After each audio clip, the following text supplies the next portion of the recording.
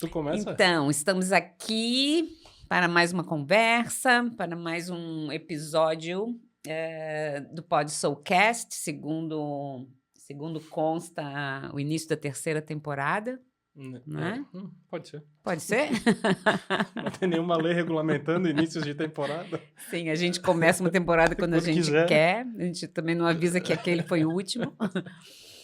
Então, sejamos bem-vindos nesse novo ciclo, né? Depois de uma interrupção.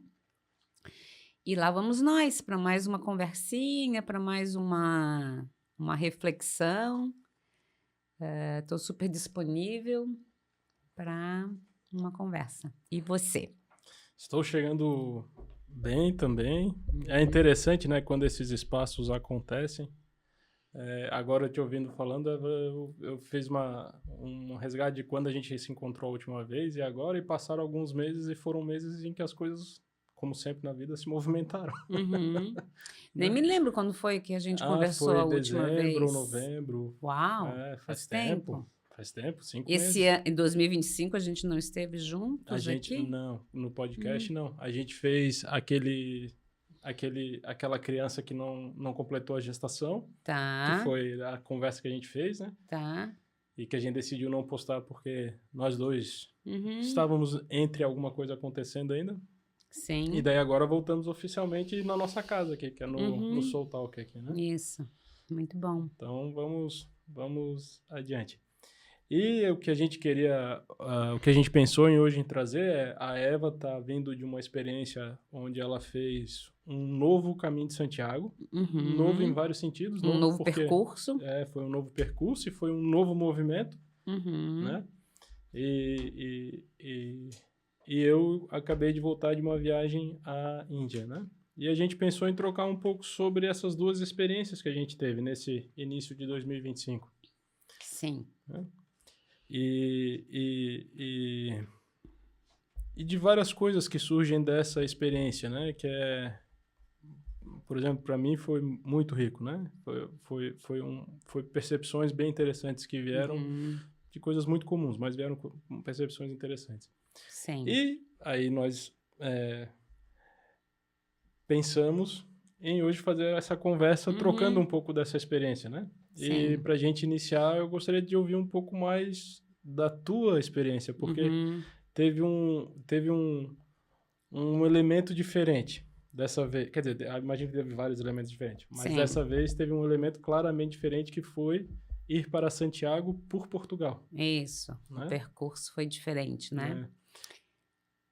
Uhum. Todas as viagens são muito interessantes, né? Eu gosto de todas as minhas viagens, eu gosto. Né? Sejam viagens com qualquer objetivo e em qualquer formato. No entanto, peregrinar para Santiago de Compostela é, sem dúvida de nenhuma, a minha jornada favorita, né? Porque é muito desafiador, porque me tira completamente da rotina, me traz sempre essa sensação de que todo dia é domingo e que tudo que eu tenho que fazer, eu já sei o que é caminhar. No entanto, não dá de chamar isso de rotina, né? Então, sempre é bom, sempre é desafiador e sempre é muito interessante. E aí, dessa vez, eu quis experimentar um novo percurso. Ao invés de atravessar a Espanha de ponta a ponta, assim, eu subi por Portugal até Santiago de Compostela, né?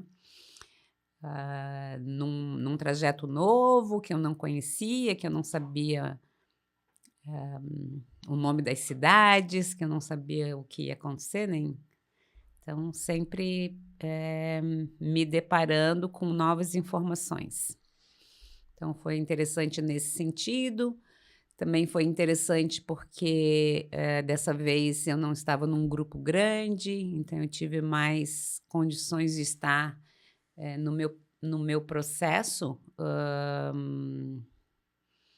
prestando bastante atenção em mim, prestando bastante atenção nas minhas sensações físicas e nos impactos emocionais que tudo causa na gente, né? Então foi bem interessante. Eu fiquei pensando assim, né? Porque tu já tem uma experiência grande no caminho francês, né? Uhum. E já a gente até troca bastante sobre isso. Eu conheço do teu amor pelo caminho francês, né? De ser um senso até de casa fora de casa lá, né? Interessante. Sim. E o que te motivou dessa vez a experimentar? Não ir nele, tendo a possibilidade de também fazer nele, né? Então, acho que dessa vez eu quis experimentar um trajeto novo para me declarar totalmente aficionada, apaixonada pelo caminho francês, né? Então, eu conheço muito bem o caminho francês hoje, né? Tenho bastante experiência nele. No entanto, eu não conhecia um outro caminho.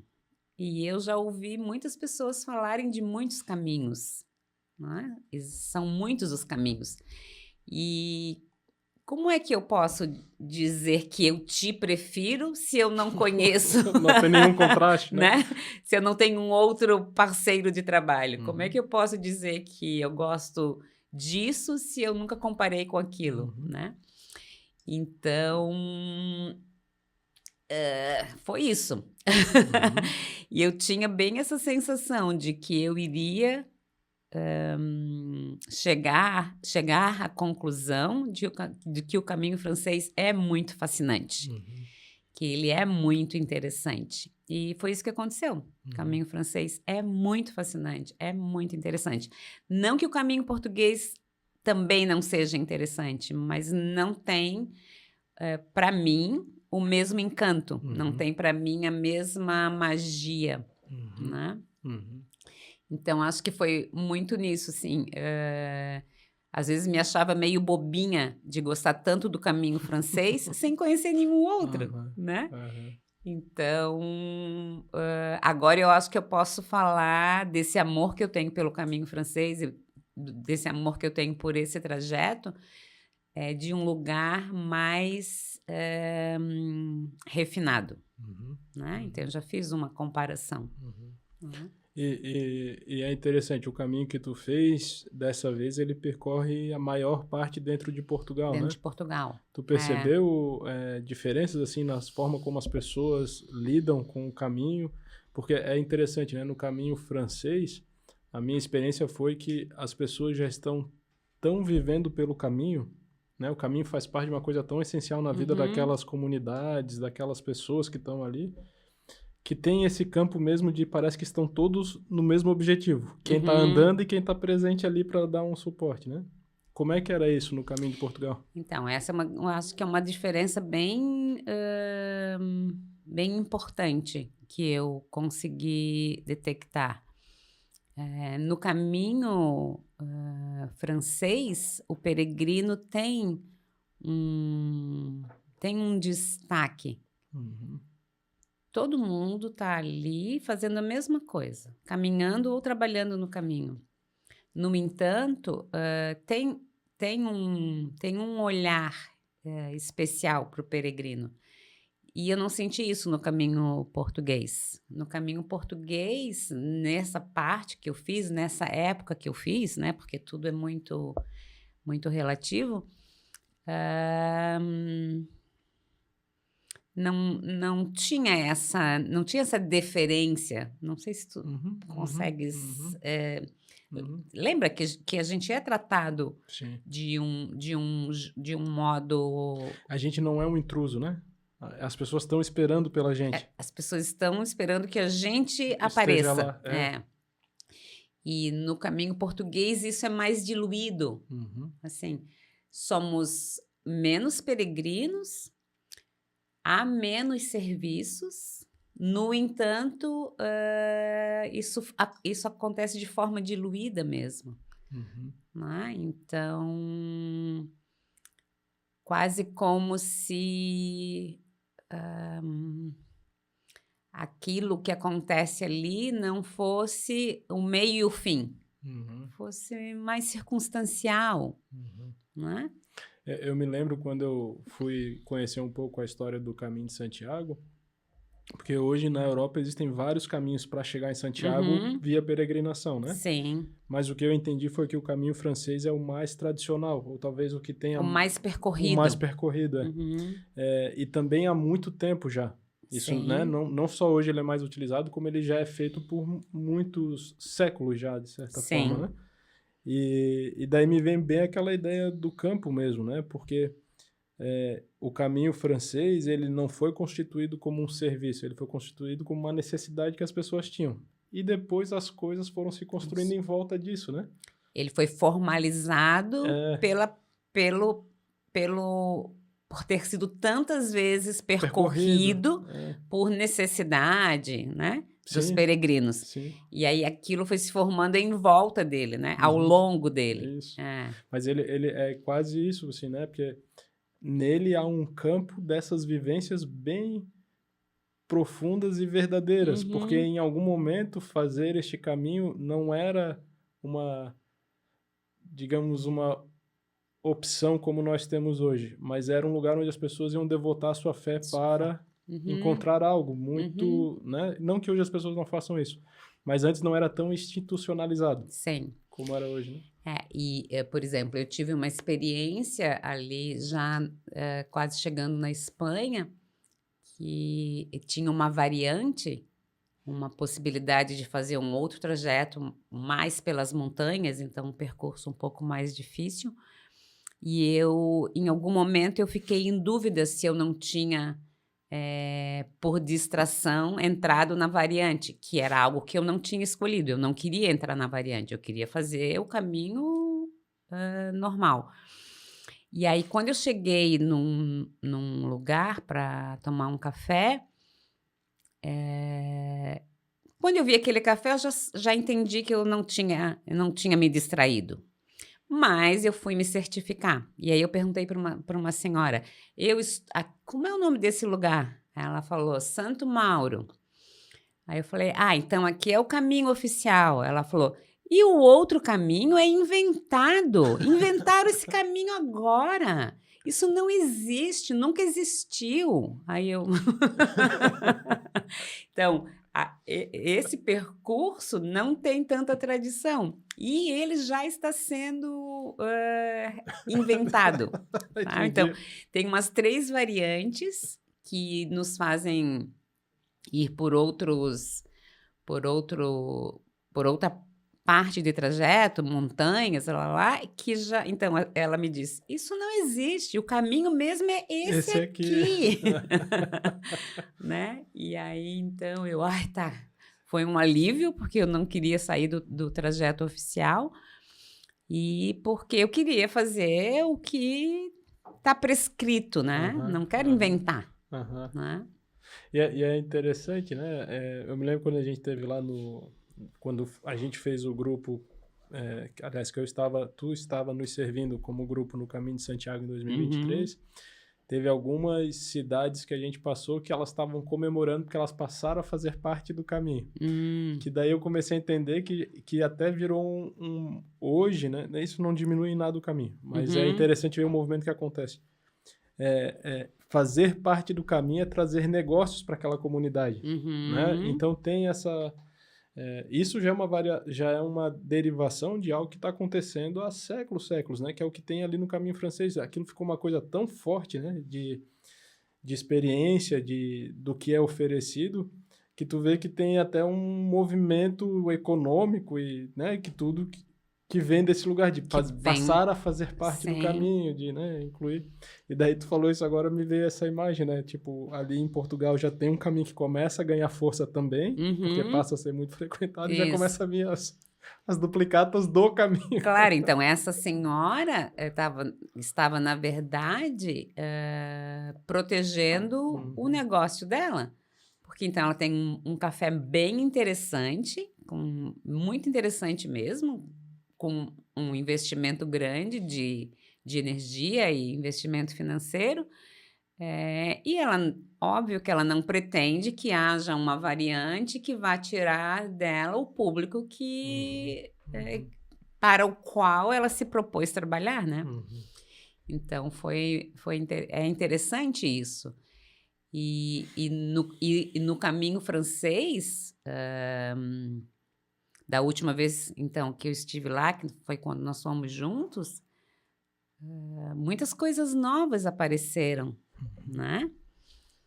Empreendimentos muito modernos que também descaracterizam, né? Que também descaracterizam aquilo que anteriormente era feito, né? Embora, então, no caminho francês, existe a possibilidade de quem está peregrinando escolher se vai ficar num albergue moderno, com piscina, né, por exemplo, ou se vai ficar num albergue tradicional só com um tanque para os pés, por exemplo, né, que é o tradicional é isso, né? Não é...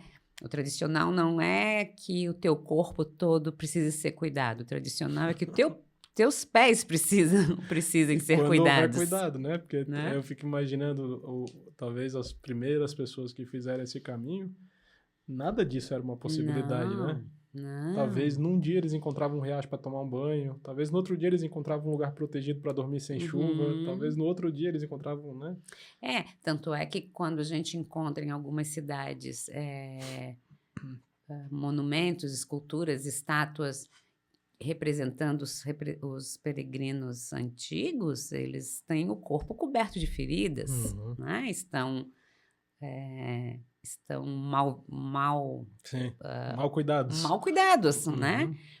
E também não é por um acaso que muitas das cidades na Espanha se chamam hospital, né? Hospital de Órbigo, Hospital Condensa, porque essas cidades se criaram a partir de um local onde os peregrinos podiam parar um pouco para serem cuidados, né? Então, muitas cidades se chamam hospital de alguma coisa e em várias cidades existem albergues que são antigos hospitais, né? E lá nas tuas experiências no caminho dessa vez, o que hoje, já tendo um tempinho do fim da experiência, o que te traz como uma coisa marcante? Então, acho que dessa vez eu tive bem essa sensação de que a gente precisa experimentar o novo para poder saber aonde a gente está. Para saber... a gente precisa fazer mudanças e ajustes, experimentar novos formatos para a gente poder consolidar uma informação que a gente tenha dentro ou abandonar essa informação, porque ela pode não ser verdadeira, né? Então, a sensação que eu tive todo o tempo nesse novo trajeto é de que eu estava ganhando uma confirmação de algo que eu já tinha experimentado. Mas agora, né, depois desse tempinho já em casa, eu percebo que poderia ter sido o oposto. Era isso que eu ia te perguntar, né? agora, se teve medo de não confirmar aquilo que tu sentia. De tu, de repente, ver, opa, tem um outro caminho que eu gosto mais. Eu acho que eu tive um pouco de receio no começo, talvez, mas eu logo percebi. Logo percebi que eu provavelmente iria chegar no final do meu percurso confirmando uma informação que eu já tinha. Né? Mas eu também me senti muito aberta para não confirmar. Me senti muito disposta a gostar muito desse caminho. Tanto é que eu gostei bastante dele, mas até eu quis correr o risco de gostar mais dele, né? Enfim, eu não me senti em nenhum momento em restrição a ele. Me conectei bastante. E isso que tu trouxe é interessante também, né? Eu tenho essa percepção que a gente lida melhor com aquilo, ou a gente sedimenta melhor aquilo que a gente conhece a partir do contraste. Quase como se a gente tivesse sempre que ter um parâmetro fora da experiência para a gente dizer, essa é a experiência, esse é fora da experiência, agora eu sei o que essa experiência é. Porque eu dei um pezinho para fora e voltei, né? E tu falou isso agora, né? De quando a gente, mesmo já tendo as nossas sensações e certezas estabelecidas, de repente algo nos convida para ir para o diferente, e esse é um movimento talvez necessário para a gente sedimentar algo, né? Para consolidar aquilo que a gente já tem como informação, né?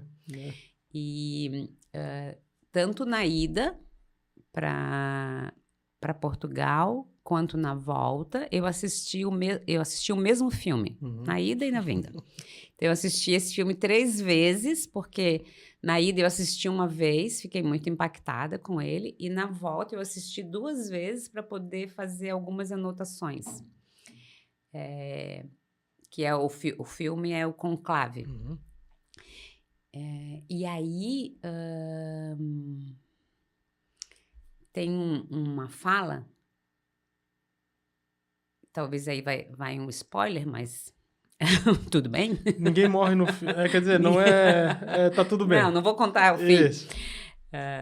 Tem uma fala muito interessante que acho que vai bem ao encontro disso que eu experimentei no caminho, que é quando, então, o arcebispo, não, a pessoa que está presidindo o conclave, ele escreve uma homilia para os pares, mas tem um momento que ele abandona a escrita dele e ele diz, agora eu vou falar do meu coração. E aí ele diz, de um tempo do meu sacerdócio em diante, eu temo muito por um pecado. O pecado da certeza. Tu viu o filme? O pecado da certeza. A certeza é inimiga número 1 da paciência. A certeza é a inimiga mortal da tolerância. Porque com certezas acaba o mistério. E com certezas nós nos perdemos da fé. A fé e a certeza não são compatíveis. Porque eu só posso ter fé, eu só posso precisar confiar se eu não tiver certeza. Né? Bom, até decorei porque eu assisti esse trecho muitas vezes. E aí ele diz que nós tenhamos, então, no próximo Papa, um homem sem certezas e que ele possa errar, ser perdoado e seguir em frente. E foi mais ou menos isso que eu experimentei, né? Eu fui em busca dessa falta de certeza. Eu estava em falta de certeza. Eu queria uma comprovação da minha paixão, né? E aí, então, eu fiz todo esse caminho, eu fiz 21 dias de caminho, 400 e tantos quilômetros, na incerteza. Porque quando eu falava, eu já fiz 5 vezes o caminho francês, estou fazendo o caminho português pela primeira vez. As pessoas logo me perguntavam, e qual dos dois é melhor? Eu falava, não sei. Só vou saber depois. Só vou saber depois que caminho é melhor para mim, na minha percepção. Né? Então, foi por aí a vivência e a experiência. Quando tu fala da certeza, né, me vem um pouco a fala do Hellinger, quando ele traz aquela ideia que quando algo chega num ponto em que não há mais caminho para ir, ele está Acabado. morto. Né? Ou seja, ele fala na palavra perfeição, quando chegamos na perfeição. E talvez a gente possa fazer um paralelo entre a perfeição e a certeza, né? Porque a certeza também é algo que se fecha, né? Ela está encerrada. Sim. Porque ela está finalizada, né? Sim. E talvez se a gente fizer uma mistura de Hellinger com esse filme, né? Eles estão falando da mesma coisa, da né? mesma coisa. O quanto que a gente é capaz de aceitar o espaço aberto ao invés de se fechar no quartinho, né? O perfeito. A certeza. A certeza. Isso. O acabado. O acabado. Tá morto. O conquistado, o estabelecido. Tá morto. Né? E talvez o caminhar na direção da incerteza, o caminhar na direção daquilo que, mesmo que a gente já saiba que é assim, eu dou uma chance, é permanecer em vida, talvez. Sim. Sim. E eu não tenho... Claro, acho, agora, não tenho clareza disso, mas não sei se eu teria vontade de conhecer ainda um outro caminho, né? Eu acho que tu tem. O Caminho Torres. Então, o Caminho Torres. Mas é que o Caminho Torres é muito inóspito ainda. Então Tudo isso é meu. Então, eu não sei se eu tenho condições, porque ele ainda é muito... Ele não tem infraestrutura, né? Mas, de toda forma, eu também não sei se eu farei um outro caminho. Eu não sei se eu farei um outro caminho francês, um outro caminho português ou um outro caminho ainda. Né? Porque não quero mesmo. Quero muito exercitar não ter certezas. Né? Então... E nesse trajeto eu... pratiquei muito a questão de abrir mão das preferências, sabe? Eu acho que era isso que eu estava, de certa forma, fazendo. Abrindo mão das minhas preferências, abrindo mão daquilo que eu já estabeleci como algo agradável e interessante para mim, né? O Cláudio de Recife mandou uma pergunta que eu vou fazer. Tá. Eu só quero trazer Ainda bem que Cláudio tá por aí, ainda Ele bem. Tá passeando em Floripa. Tá há uns 5 anos aqui já. Mas sobre essa questão da certeza, né? À medida que eu fui te ouvindo também, quando a gente pode abraçar a incerteza, em algum lugar a gente também está falando de um corpo que já se estabeleceu mais para fora daquilo que o ameaça. Então não precisa tanto estar na defesa daquilo que eu sei. Isso. Né? E essa é uma imagem de espaço também. Né? Que é uma coisa que a gente anseia com tanta força, né? Ter espaço. E que muitas vezes a gente se confina pela segurança do confinamento. Né? Porque o confinamento traz... a zona de segurança. A zona de segurança e tal. Então é interessante perceber como, né, isso, tanto que o Hellinger fala, como o filme fala e da tua experiência que tu também traz, como isso às vezes é isso que está no cerne da experiência de Santiago, porque ele tem esse convite, por exemplo, para mim foi muito marcante isso, que por mais que tu já estava indo com a gente no caminho francês pela 5ª vez naquele momento, a tua proposta era sempre assim, vamos ver o que vai acontecer. Isso. Não era, agora a gente vai fazer isso, depois a gente vai fazer aquilo. Vamos para esse lugar que aqui é bom. Não era assim, era aberto, né? Então foi... Porque é muito comum quando nós ansiamos por algo e colocamos aquilo como um objetivo, ao chegar lá, a gente... receber menos, né? Ter a sensação de que recebe menos. Porque já teve uma experiência tão prazerosa que quer repetir. Né? Que é o garantido. Isso. Mas é que cada experiência é única, né? Então, é isso. Eu sinto bem disso, assim, a gente muitas vezes está tão na vivência da nossa própria angústia e daquilo que talvez não encontrou ainda uma resolução, que quando tu encontra o lugar onde o corpo minimamente solta essa tensão, a gente na defesa se agarra nele. E quer repetir. Sabe? Uhum. É bem interessante, porque é um processo todo conectado, né? Isso. De corpo, de disponibilidade, de vida. Mas Sim. deixa eu te fazer a pergunta aqui que o Cláudio de Recife trouxe. Uhum. Ele perguntou assim, a certeza também elimina o espaço para o outro? No caso, falando das relações? Uhum. Sim, a certeza pode fechar a nossa possibilidade de experienciar o contato com o outro, né? Uhum. Sim.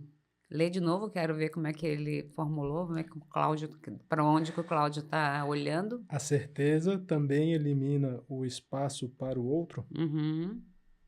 Sim, e elimina o espaço que o outro pode ter para a própria experiência, né? Uhum. Quando diz, não, eu tenho certeza que aquilo ali é lá é bom, a gente vai para lá. Uhum. Esse é o nosso albergue. A gente a gente pode estar limitando a experiência a algo já conhecido, que pode não ser tão bom como já foi uma outra vez, e Pode ser. abrindo mão da escolha do outro e de uma nova experiência, né? Quando eu li a pergunta, o que me veio um pouco da imagem assim é a relação, principalmente a relação afetiva. Quando eu trago o que o Hellinger tentava trazer sobre relação, me vem assim, quase como o lugar de crescimento da relação é justamente quando dois diferentes se suportam e podem permanecer juntos sendo muito diferentes. Porque cada um vai apresentar coisas que o outro desconhece. Né?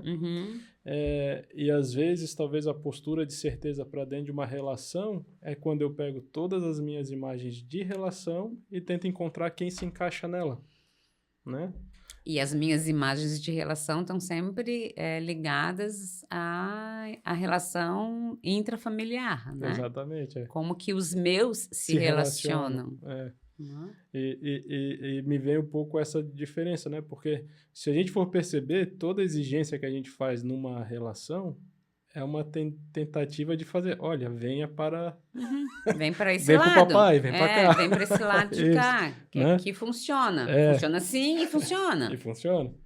E como é que seria apenas estar disponível sem ajustar o outro, né? Que é essa tendência que nós temos nas relações de educarmos, né? Acontece. Né? Então, assim, vem aqui que eu vou te reeducar. Você não foi bem educado. Então, olha aqui, ó, a gente faz assim. Né? Eu me lembro muito do Bruno contando uma vez a experiência de que, então, quando ele casou, ele demorou um pouco para se adaptar a fazer duas coisas: encher a forminha de gelo e tirar o calçado ao chegar em casa. E que isso eram duas condições inegociáveis para a esposa dele. Porque na família dela, essa possibilidade de deixar a forminha de gelo vazia não existe. Né? E ele ficou muito surpreso que isso pudesse virar um caso de família. Um conflito, né? Porque é uma coisa tão boba, né? E aí é onde a gente percebe que quando a gente se junta numa relação, há uma nova entidade energética, né? Que é a junção das duas pessoas. É interessante, né? Então a gente está sempre em triângulo. Não, eu estou pensando essa nova, como é que falar? Entidade energética, que é o casamento ou o namoro. Se algum dos lados ganha, os dois perdem. Porque a relação não vai adiante, né? Ela tem que né? ter um lugar onde seja um perder e ganhar ao mesmo Sim. tempo e contínuo, né? Uhum. Para perdurar, talvez, né? Mas é que tem umas fórmulas que não funcionam, né?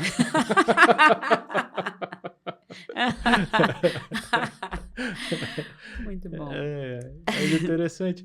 Eu me lembro de um post que tu colocou lá durante a tua viagem, que foi quando vocês foram recebidos num Uma jardim de infância, escola, né? Como é que foi aquela Essa experiência? experiência foi muito legal, foi muito interessante. Que eu até hoje fico pensando, meu Deus, como é que aquelas professoras têm a disponibilidade para isso, né? Porque, segundo eu percebi, se 3 peregrinos em horários diferentes resolverem tocar a campainha, os 3 serão recebidos, Com aquela mesma com pompa. aquela talvez mais Aham, até, aham. né. E também são crianças pequenas que não estão num estudo formal, né, estão é um jardim de infância.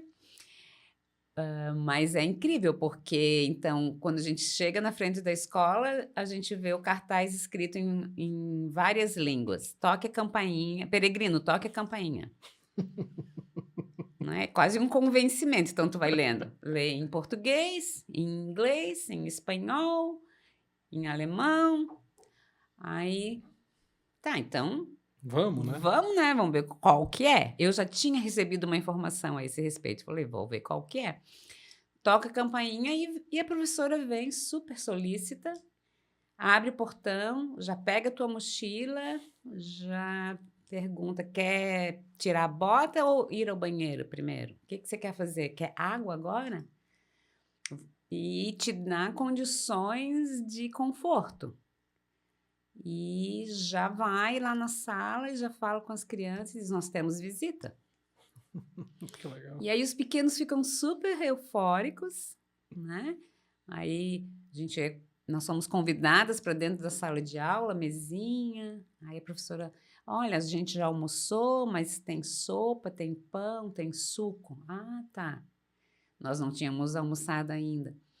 E aí os pequenos sentam ali e ficam super, né, então Diplomatas e recebendo. isso, exatamente. Então eles têm essa oportunidade de praticar, receber pessoas, de se exporem, porque aí cada um se apresenta no seu tempo, e Hum. eles falavam tão bonitinho, por exemplo, se fosse eu, a menininha que fosse me apresentar, eu teria que dizer, porque todo mundo disse igual, então já era um Ah, treino. aham.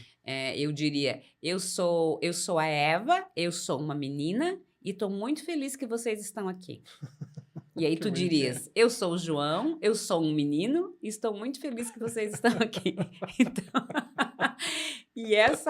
não, e era muito, e aí cada um fazia essa falinha, e depois, eles então eram liberados para fazerem perguntas para nós. Eles nos Que entrevistavam, legal. podiam perguntar o que eles quisessem, levantavam a mãozinha e aí perguntavam. Aí vinha aquelas perguntas bem bonitinhas e infantis, né: "Tem cachorro? Onde você mora? Você tem um bichinho?" Aí você: "Ah, não, tem". Aí eles já diziam se eles tinham ou não, então, Uhum. e aí ficava aquela conversinha, assim, super emocionante e interessante. Eh, as profs até com uma certa dificuldade de contenção, porque eles ficavam bem empolgados. E isso, aí depois, agora tá, aí, né, as profs têm o tempo Uhum. que elas, então a gente ficou ali uns 40 minutos junto com eles. Aí depois eles cantaram, Que bonitinho. faziam coreografia cantando e falavam, a música, última música era, em português se diz bem-vindo, em inglês se não, em português se diz bom caminho, em inglês se diz good way, em espanhol se diz buen camino. E aí eles iam cantando essa musiquinha em várias línguas, Aham. russo, japonês. italiano. Então, olha só como eles ficam inseridos nessa diversidade e nessa possibilidade de várias culturas, né? Então, era muito bonitinho. É interessante, né? Porque é uma postura aberta ao diferente, né? Porque é isso que as crianças estão percebendo, né? Ninguém está negando que existem riscos, mas é uma coisa não pelo risco e sim pela oportunidade do diferente, Sim. né? E isso também me pegou um pouco, que eu fiquei pensando depois que saí de lá, meu Deus, mas elas abrem a porta para pessoas, né? Mas é que isso é muito diferente, tanto na Espanha quanto em Portugal. Sim. O senso de segurança é bem maior do que o nosso, né? Não que eles não tenham casos de violência, mas eles são mais confiantes na segurança, né? Então, e aí eu perguntei pro professor, mas desde quando isso existe? Isso já existe há muito tempo, elas já fazem isso nessa escola há muito tempo. Não é algo que esse ano inventaram. Não, é uma coisa antiga, já mais de 12 anos que eles têm essa... Nossa, bastante tempo. Que eles têm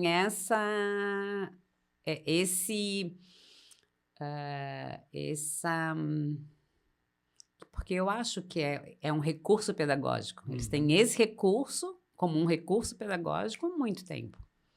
É interessante, né? Tu falou dessa questão do risco, mas eu acho que tem uma condição muito especial que é o peregrino também, né? Porque, claro, onde tem um ser humano, disfunções podem acontecer, não é isso, mas eu me lembro quando eu estava lá e estava tendo a experiência, a minha sensação é que todos que estavam fazendo o caminho estavam também muito disponíveis para serem meus amigos. Sim. Sabe? Sim. Era uma coisa muito interessante isso, assim, né? E não é de ser amigo que temos que viver o resto do tempo junto, mas as pessoas tinham uma abertura e tinham uma intenção muito honesta, me parecia. Sim. Sabe? E até... se as tuas disfunções vão aparecer, elas não aparecem facilmente ali. Porque ali tem um código subliminar de conduta, de comportamento, de procedimento, e todo mundo segue, sem nunca ter precisado de um treinamento, né?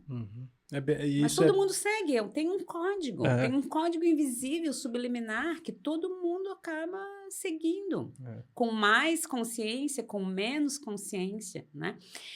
Uma experiência bem interessante que eu tive também foi com duas meninas portuguesas, duas jovens portuguesas que estavam fazendo o caminho pela primeira vez, uma pela primeira vez, a outra pela segunda vez, desde o Porto. A gente encontrou elas já mais na frente e a que estava fazendo pela segunda vez estava pagando uma promessa de uma questão de saúde.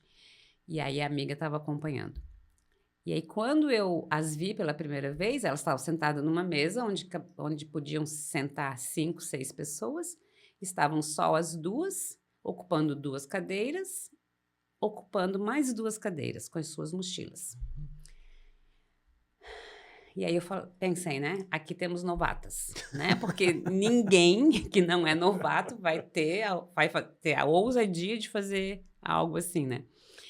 E aí eu cheguei primeiro na mesa, depois as meninas que estavam comigo vieram, e aí eu falei para elas... Aí a gente começou a conversar, porque falávamos a mesma língua, e aí elas eram bem simpáticas, muito jovens e fofas.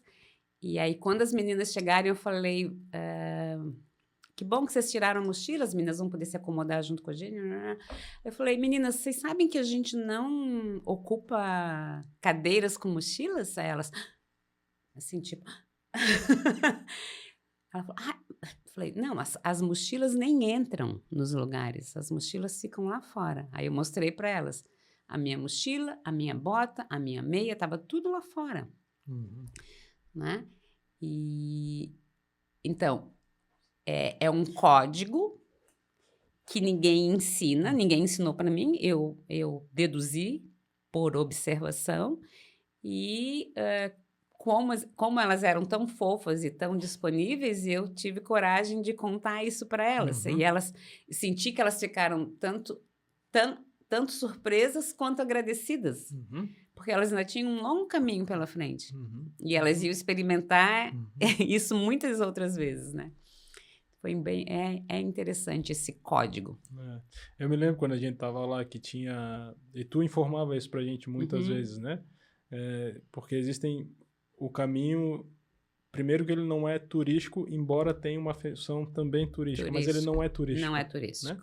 E daí tem um lugar que é todos que participam do caminho, peregrinos, moradores, prestadores de serviços, todos formam uma comunidade que tem que funcionar juntos. Sim. Não é em benefício de um, né? É em benefício de todos. De todos, né?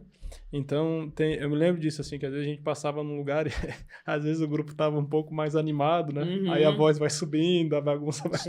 Gente, não, né? Ou às vezes tá num lugar mais apertado, que a gente tem que realmente... Tem lugares que não dá para botar a mochila e as coisas dentro, porque tu vai atrapalhar outros que precisam também de um abrigo, de alguma coisa e tal. Então, tu vai começando a sacar essas coisas que não são a nossa cultura normal. Sim. Porque a nossa cultura... Isso é muito interessante. A nossa cultura normal é nós sermos servidos e sermos o centro do mundo. Isso!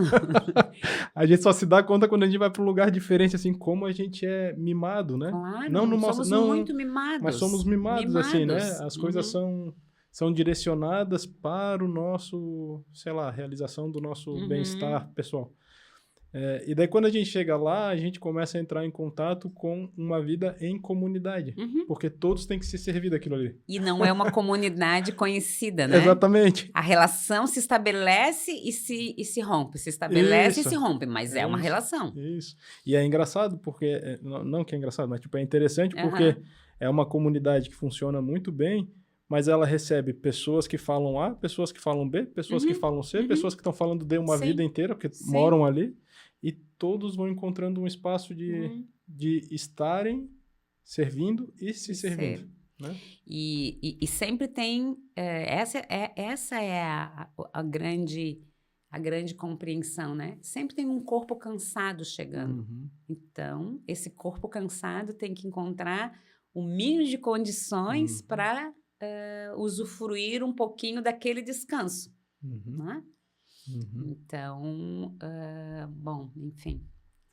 O caminho é uma experiência incrível. É uma experiência incrível mesmo. Tá, mas aí vamos falar da Índia também. Vamos. Então, a Índia foi uma experiência bem interessante também, assim, né? O mais marcante para mim, quando eu comecei a ir para essa experiência, a primeira coisa que surgiu para mim foi um medo muito grande, sabe? Eu tava pela questão do que eu via da miséria da Índia, e a miséria me trazia um senso de que lá era um lugar muito perigoso, violento. E isso, por mim, já me trazia um estado de insegurança muito grande, né? Então, eu admiro muito a Índia, sempre gostava do que eu via, mas eu nunca tinha tido esse sonho de ir na Índia, né? Tipo... eu preciso ir lá e sei lá. Então, quando apareceu, foi quase uma coisa assim... Oi? Opa! Eita, e agora?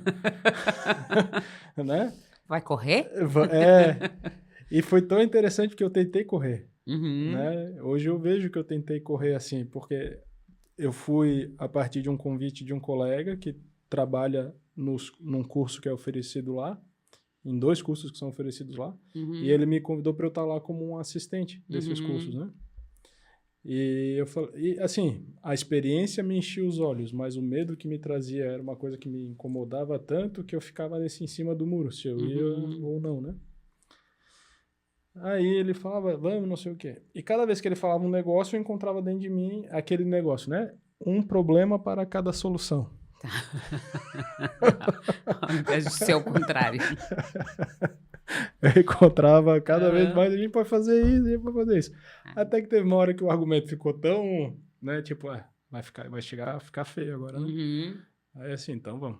E claro, eu não estava sendo forçado. E é uma experiência que eu gostaria de ter. Mas o medo estava tão presente Que eu já comecei a repensar, pô, vou fazer isso mesmo, né? Uhum. E o mais interessante foi, que é uma coisa que eu já tenho aprendido na minha vida há um tempo, assim, né? Como esse nosso medo interno, ele é paralisante e como muitas vezes ele não tá nada ligado com a realidade, Uhum. sabe? Não tem Não é de lá que, vestígio de não é de lá realidade. que vem essa informação, sabe? Isso foi mais uma confirmação disso que eu já estou recebendo há um tempo, assim, né? Porque eu cheguei lá, encontrei, sim, várias coisas que me desafiaram e encontrei uma cultura muito diferente da nossa. Sim.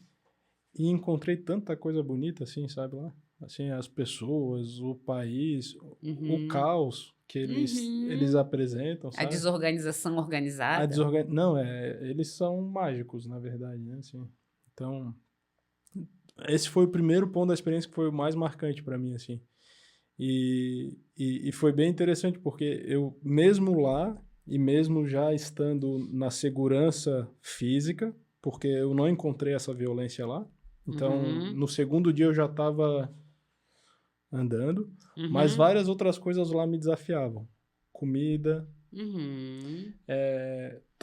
eu fiquei num ashram lá, né? Que os cursos foram num ashram. E quando a gente vai viajar, o que a gente pensa? Café da manhã tem presunto, queijo, pãozinho, requeijão, pão de queijo, banana, bolinho, sucrilhos, mão, um Nescau, né? Tá. Aí, omelete, bacon, né? E daí eu vou para um lugar que, primeiro, não tem opção, e o que tem para comer são uma disso, e é isso aí. A pessoa, tu passa com a tua bandeja, a pessoa põe cada pratinho da tua comida e tu come. E se tu não comer aquilo ali, no entorno não tem muita opção também, sabe? A comida que eu encontrei lá não era ruim, muito longe disso, era uma comida simples, mas gostosa. Boa. Mas eu achei tão, de novo, né? Aquilo que a gente falou agora, assim. A gente tem uma dinâmica de vida muito luxuosa nesses momentos que eu percebo, assim. Porque o fato de eu pegar e ir no mercado, escolher as coisas que eu quero comer, preparar o que eu quero comer, ou ir num restaurante, a gente nem se dá conta do quanto que a gente já está recebendo só no... Sabe? Lá isso ficou bem claro, assim, para mim. E foi muito interessante. E foi interessante também no sentido que os dias foram passando e eu não conseguia... eu tive que buscar o conforto para essa limitação que eu estava sentindo. Né? Teve que achar esse tive conforto. que achar. E eu achei. Numa geladeira, numa garrafa de Coca-Cola. Lá no mercadinho, que tava umas 3 quadras do lugar que eu tava. Porque lá eles também não vendem refrigerante gelado, é tudo quente, quente. Aí encontrei um lugar com uma geladeirinha de Coca. Eu sei que eu passei quase todo dia lá beber uma garrafinha de Coca, tá acreditando? Mas tô falando tudo isso porque pra mim foi tão interessante, assim, perceber o fluxo do meu medo, assim, sabe? O meu medo, os meus lugares de escapes, papapá. Medo do que não conhece, né? E medo de não... Como é que eu vou te dizer? É um pouco assim, é o medo de não participar da escolha daquilo que me acontece. Sabe? De ficar muito à mercê das circunstâncias. E ao mesmo tempo, assim, tenho claramente a experiência que eu fui muito bem tratado lá. Só que não foram coisas que eu escolhi. Né? Sim. Então, isso foi Era uma condição que estava posta e tu tinha que te jogar naquilo. Foi bem interessante, assim, foi bem interessante, foi muito bom. E hoje, olhando para a experiência com um pouquinho de distanciamento, uma vez que eu já estou em casa e tudo mais, tem realmente algo lá na Índia que é um segredo que não foi contado para o mundo ainda, eu acho, sabe? Não tô falando guardado por eles. Não estou falando isso de valorizar minha experiência, nada disso. Que é guardado por eles como algo que para eles é tão natural que eles nem imaginam que alguém mais precisa saber. Eles já entenderam alguma coisa que tem gente, tem talvez, né, muitas pessoas ainda estamos tentando compreender, assim. Uhum.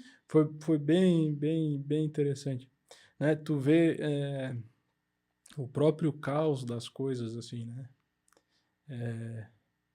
Eu me lembro de andar no trânsito lá e, e o fato de eles terem faixas para tu andar Uhum. é só uma sugestão poética.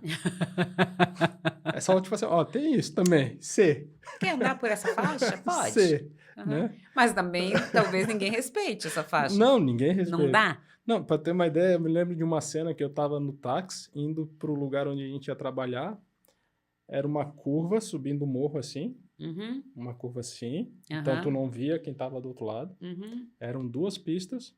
E Uhum. em determinado momento tinha o nosso carro, uma moto, um caminhão, um outro carro e uma vaca. E nas beiras, macacos.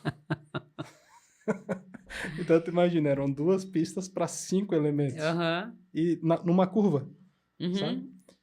E tudo Tudo funcionou. funcionou. Um foi Uhum. para cá, o outro foi para cá, o outro. A Isso. moto que estava vindo nessa direção, ela foi lá pro acostamento, Aham. sabe? Um pedestre saiu. Isso. Olha, é tão interessante assim. E eu vi que eu depois comecei a aprender, que eu comecei a andar na rua desse jeito também. Então, eles lá, a maioria dos lugares, Nova Delhi não tanto, mas nas cidades menores não tem calçada.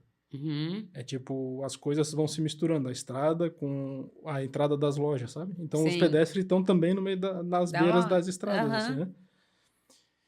E é uma coisa que funciona, porque tem uma coisa assim de... É meio que cada um cuidando de si, esse é o mais importante. Primeiro Uhum. eles cuidam de si, não de uma forma arrogante, mas eles estão cuidando do que eles estão fazendo, tanto do que eles Uhum. precisam, do que eles têm que oferecer, Uhum. mas ao mesmo tempo tá todo mundo meio que cuidando de todo mundo, sabe? Tem uma gentileza. É.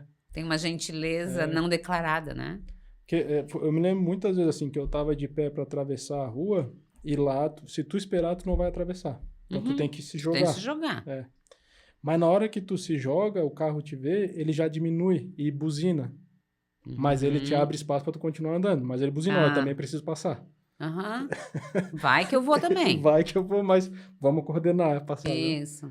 Então, não é... Por exemplo, quando eu faço isso aqui, geralmente eu recebo uma buzinada e um xingão depois. Uhum. Porra, não tá vendo que não sei o quê. E tu sente que tem uma energia de competição, assim, É. sabe? Vamos ver quem que vai vencer, quem que vai Aham. passar, né? Oh. Lá não tem isso, assim. É Uhum. bem interessante, assim, né? Então foi Tem uma bem... gentileza. Tem um lugar bem interessante, assim. E a experiência foi muito nesse sentido, assim, de ser confrontado com essa cultura que não é a nossa cultura, né? A gente é tão... Que é muito diferente. Muito. A gente é tão... do...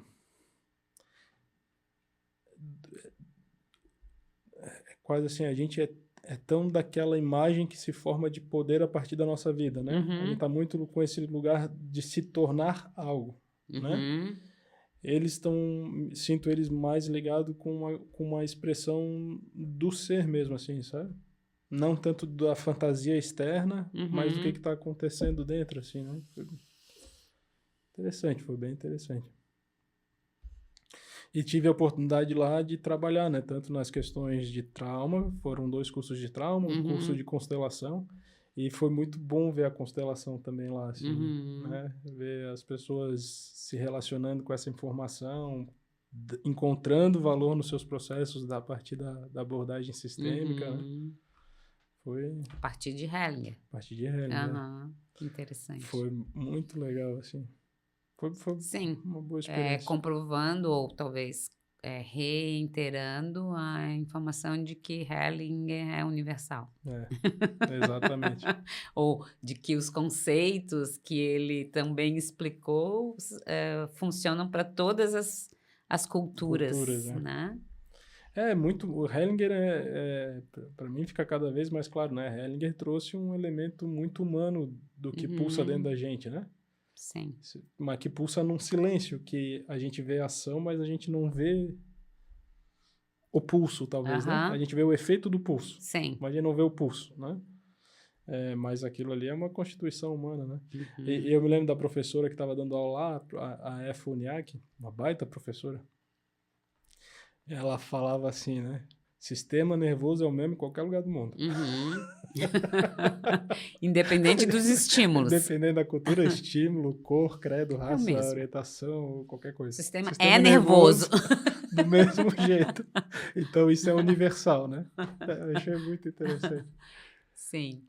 Para todas as pessoas funciona do mesmo jeito, independente de qualquer outra condição, né?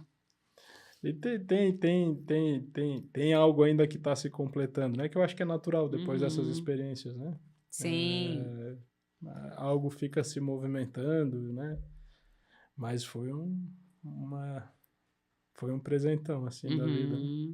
Muito bom. Sim, porque é uma experiência muito nova e inovadora, né? Porque abre muitas portas e janelas para novas compreensões. Uma coisa que eu me dei muito conta, assim, né? A própria distância geográfica. Eu nunca imaginei que eu ia chegar um dia aí na Ásia, por exemplo. Sim. Nunca, sabe? Isso já faz toda a diferença no sentido de que vai tão longe, então tudo é muito diferente, né? E tu vê que a minha experiência foi um pouco essa, assim. Não é tão difícil. É possível chegar, né? Tem um espaço que acontece. Porque eu vejo que às vezes, para mim está cada vez mais claro que a gente vive a vida que está dentro da nossa mente. Se a nossa mente ela encontra dificuldade de dar um passo, tu vai viver que a vida é difícil, porque dar um passo é registrado como difícil, né? E quando por exemplo, essa experiência aconteceu de ir para lá, foi por todas as circunstâncias que isso aconteceu, tu começa a perceber, eu tô dando uma coisa, tô fazendo algo que no meu conhecimento interno é impossível, e eu só estou fazendo, eu não fiz grandes planejamentos, eu não batalhei por essa viagem. Essa viagem foi aparecendo. Ela aparece. Foi. A vida trazendo a experiência, né? Sabe? Tão interessante. Aí também teve momentos lá que eu tava me sentindo super-homem, né? Eu já pensei, agora dá pra ir pra Marte, dá pra ir onde eu quiser também. Já que eu vim pra Índia, agora eu vou pra Marte. Sim. E lá surgiu uma ideia que a gente chegou a comentar isso lá em Santiago, que desde aquela época tá na minha cabeça e eu acho que agora, em algum momento, nos próximos anos, eu vou realizar. Que é fazer a peregrinação no Japão, dos 88 templos lá. Sim. Aí naquele caminho japonês. Alguns peregrinos lá em Santiago estavam falando desse caminho. Então, eu li esses dias uma notícia que o próprio Santiago de Compostela está auxiliando eles a organizar a experiência, que eles estão virando caminhos irmãos, eles falaram, né? Olha que interessante. Mas vamos ver. Muito bem. Foi isso. É isso. Tem outras coisas das experiências, mas também tem coisas que ainda estão se movimentando, né? Sim, e que vão se consolidar como talvez informações cruzadas com tantas outras experiências, né? Inclusive o caminho. Sim. Inclusive o caminho já feito e os próximos, né? O caminho japonês e tudo mais. Tem uma coisa que porque isso me veio um pouco lá assim, né? O que eu recebi lá, ou o que a gente recebe quando a gente faz uma viagem como essa, são coisas que já estão disponíveis aqui. Mas às vezes eu preciso fazer um esforço e me colocar em outro lugar para perceber. Já está disponível, né? Não, isso não diminui nem a experiência de lá, não é isso. Mas é quase... o que está acontecendo é um pouco assim, a vida está disponível o tempo inteiro, não está disponível na viagem, sabe? Não, ela está o tempo inteiro. E se a gente prestar atenção, ela está sempre oferecendo coisas, né? Sim. Aprendizados, trazendo informações boas, né? Bem interessante. Até porque uma coisa que eu percebi nessa viagem, já vai encerrar já, mas o que eu percebi nessa viagem é que eu adoro fazer coisas... Quando eu vou viajar, eu adoro fazer coisa normal. Tipo, eu gosto de ir pra mercado, sabe? Eu gosto de ir pra shopping, gosto de procurar o McDonald's mais próximo pra comer um lanche e tal. Tomar uma Coca-Cola. Tomar Coca-Cola. E tu vê, isso tá disponível em todos os lugares, sabe? O tempo todo. sabe? Né? Então, por que que lá assume um valor especial? Né? Eu ficava pensando nessas... Mas, enfim, já tô viajando aqui, já, desculpa. Uma coisa que me chama atenção no teu relato é que, da mesma forma que na peregrinação, cada um de nós é responsável por se dar o que precisa. Né? Então, eu não posso esperar que tenha Coca-Cola. Eu não posso esperar que quem está dormindo do meu lado não ronque.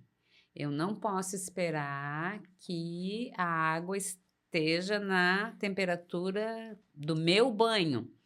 Eu tenho que buscar esse conforto que eu necessito. Né? Eu tenho que ir ver onde é que tem Coca-Cola, onde é que tem Coca-Cola gelada, que é um conforto que eu quero. Eu tenho que ter o meu Fonezinho, o meu protetor auricular para aham. poder não ouvir os roncos, se eu tenho sono leve. Então, isso é algo que essas viagens, e uma viagem tão diferente como essa da Índia, ou uma viagem como essa de peregrinação, nos põe também nessa prova de que você consegue se dar o que você precisa. Né? Ou você vai só reclamar que não comeu, que passou necessidade, que sentiu frio. Você é responsável. Então, acho que esse tipo de viagem, que não é uma viagem pasteurizada, elas são essa provinha que a gente precisa de vez em quando para saber a quantas andam os cuidados que nós temos com o nosso bem-estar, né? Sim, né? E uma coisa que me alegrou muito eu ter percebido em mim nessa viagem foi que quando eu não estava com esses confortos, eu não estava infeliz. Eu estava bem tranquilo aproveitando o que estava aparecendo. Só que fui buscar... Claro. Foi buscar se dar o que precisa. E se não encontrasse, tudo bem. Tenho a impressão que teria aproveitado igual. Mas foi bom ter encontrado, porque aliviava um pouco naqueles momentos o que estava me tensionando um pouco. Assim, né? Então foi bem interessante. Foi bem bom. Ótimo. Ok? Isso. Acho que a gente pode ter uma segunda rodada. Até ia falar pra gente talvez fazer numa próxima, mas tu separa umas fotos do teu, eu separo umas fotos do meu, daí a gente faz vai mostrando comentário ao vivo aqui. Isso, boa. Né? Ia ser uma boa. Boa. Ok? Ótimo. Para mim, tô de acordo. Então tá. Obrigada, João. Valeu, Eva. Obrigada, meninos. Valeu.